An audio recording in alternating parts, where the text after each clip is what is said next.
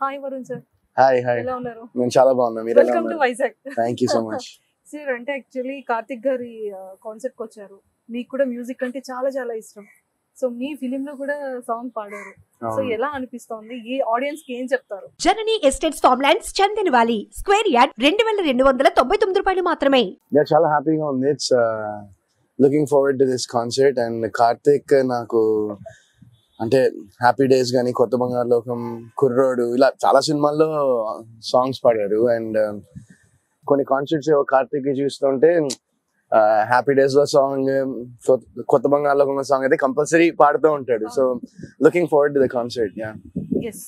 So మరి Happy Days లో song పాడారు, ఈ కుర్రాడు చాలా ఫిలిమ్స్ లో పాడారు కాబట్టి మా కోసం ఏదైనా అంటే ఆ సాంగ్స్ ఒక ఫ్యూ లైన్స్ ప్లీజ్. ఆ సాంగ్స్ అంటే ఒక సాంగ్ అయితే I'll try to sing. Okay. ఏమంటావే ఈ మౌనం మాటై వస్తే, ఏమవుతావే ఆ మాటే ప్రేమైతే, అవునంటావే నాలానే నీకు ఉంటే, తోడవుతావే నీలోనే నేనుంటే, నీ చూపే నవ్వింది, నా నవ్వే చూసింది, ఈ నవ్వు చూపు కలిసి వేళ ఇదే. Super sir. ఇంకొక మూవీలో అంటే మీ సాంగ్ లోనే, నా సాంగ్ లోనా? మళ్ళీ అన్ని నేను పాడిస్తే కార్తీక్ ఏం పాడతారు? కార్తిక్ పాడతారు కాబట్టి మాకు అంటే మీరే హీరో కాబట్టి ఇట్స్ గుడ్. ఇట్స్ ఈ వయస్సులో ఒక్కో క్షణం ఒక్కో వసంతం, నా మనసుకే ప్రతి క్షణం నువ్వే ప్రపంచం, ఓ సముద్రమై అనుక్షణం పొంగే సంతోషం, అడుగులలోన అడుగులు వేస్తూ నడిచిన దూరం ఎంతో ఉన్నా, అలసట రాదు గడిచిన కాలం ఎంత నమ్మనుగా, నిజంగా నేనేనా ఇలా నీ జతలో ఉన్నా, ఇదంతా ప్రేమేనా నువ్వెంతలు చూస్తున్నా.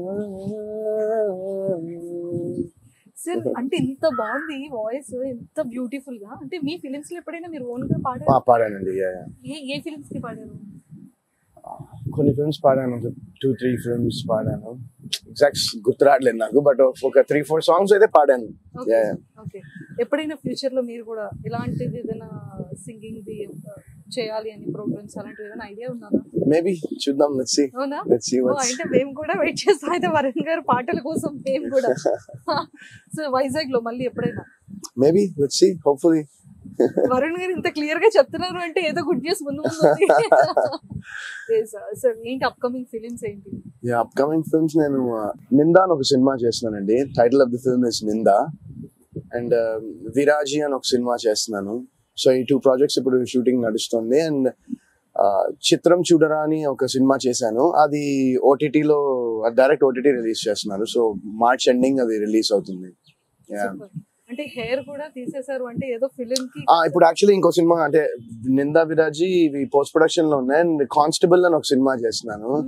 సో అందులో కానిస్టేబుల్ క్యారెక్టర్ అనమాట. సో దానికోసం ఇలా హెయిర్ షార్ట్ చేయాల్సి వచ్చింది. కాస్త ఇలా సీరియస్ క్యారెక్టర్ లోకి వెళ్తుంటే డిఫరెంట్ గా అనిపించట్లేదు? ఇట్స్ డిఫరెంట్ ఎక్స్పీరియన్స్, బట్ కాలంతో పాటు మనం కూడా మారాలంటారు కదా, అలాగే. ఎక్కడ సార్ మాకు ఏంటంటే ఫిలిమ్స్ లో కనిపిస్తూనే ఉంటారు, రెగ్యులర్ గా మాకు డిజిటల్ లో కనబడుతూనే ఉంటారు కదా.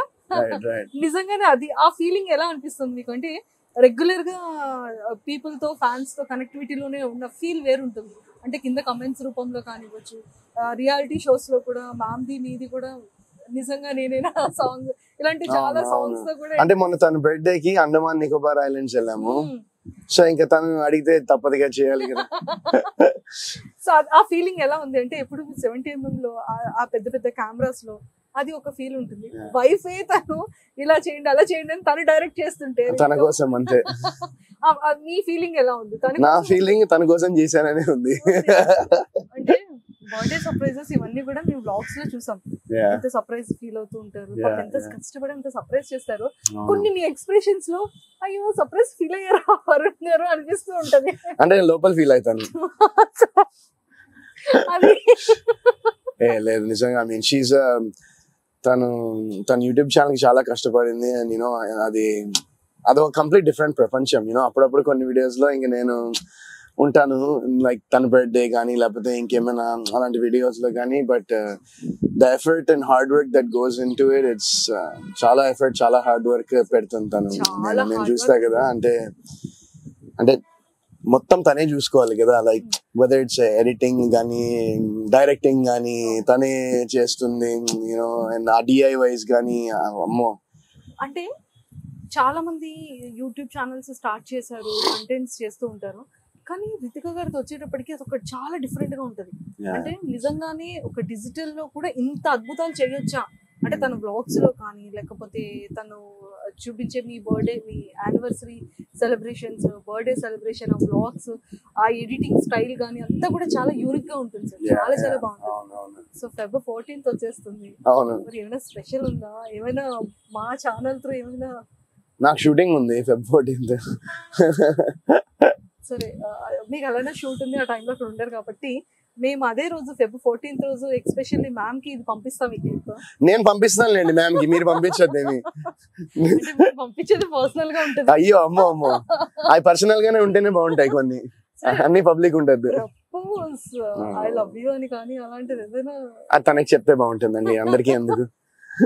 సరే, ఇప్పుడు ఒక లవ్ గురించి ఏదైనా చెప్పండి. లవ్ మ్యారేజ్ చేసుకున్నారు, Feb 14th వచ్చేస్తుంది, వ్యాలంటైన్స్ డే. సో ఏదైనా అంటే ఐ గెస్ ఆల్మోస్ట్ 7 years అయింది మ్యారేజ్ అయ్యి. సో ఐ గెస్ ప్రతి ఇయర్ అంటే more than I guess marriage most important thing అంటే అండర్స్టాండింగ్ ఉండాలి. లైక్ ఇప్పుడు ఇయర్స్ వెళ్తుండే లవ్ అంటే ఏంటంటే ఒక అండర్స్టాండింగ్, ఒక బాండ్ అనేది ఉంటుంది కదా. ఇట్స్ బేసిక్లీ నా పాయింట్ ఆఫ్ వ్యూలో when you can be without a person, ఒక మనిషి లేకుండా మనం ఉండలేకపోతే అదే I feel that's what love is now. ఇంతవరకు నన్ను అడిగితే నేను ఏదో చెప్పేవాడినేమో, ఇప్పుడు కొంచెమైనా అర్థమైంది అనుకుంటున్నాను. బట్ అది ఎప్పటికీ అర్థం కాదనిపిస్తుంది కూడా. బాస్ నుంచి అర్థమైందని మేము అనుకుంటున్నాం. ఆ జస్ట్ ఆ ఫ్యూ డేస్ మిస్సింగ్ ఫీలింగ్ చాలా లాంగ్ అనిపించిందా మీకు బిగ్ బాస్ లో? అలా ఏం అనిపించలేదు. చాలా ఎమోషనల్ అయ్యారు తను బయటికి వెళ్ళాక.